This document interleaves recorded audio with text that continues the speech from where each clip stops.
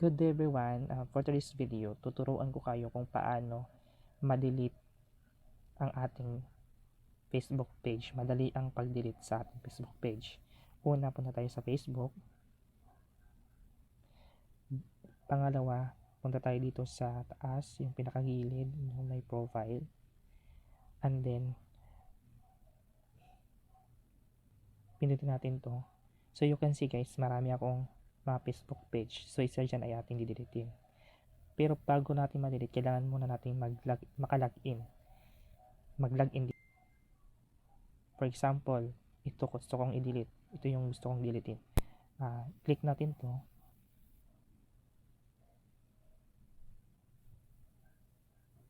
Then, continue.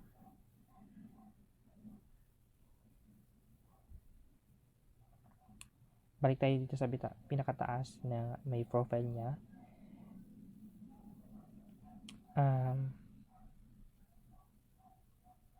Setting.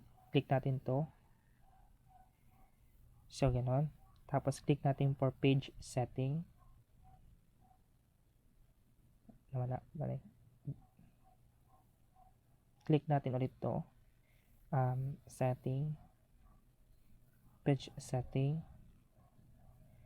Tapos, hanapin natin yung access and control. Access and control.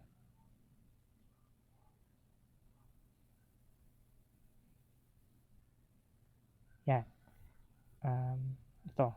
Access and control. Click. Tapos, you can see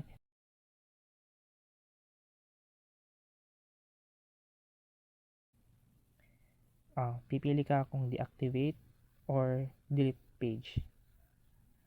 Sa akin gusto ko deletein yung Facebook page ko. So continue. Tapos continue lang. Then punta ka sa pinakababa, continue.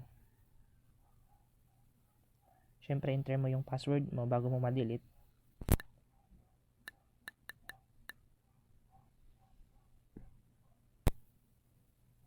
Delete page.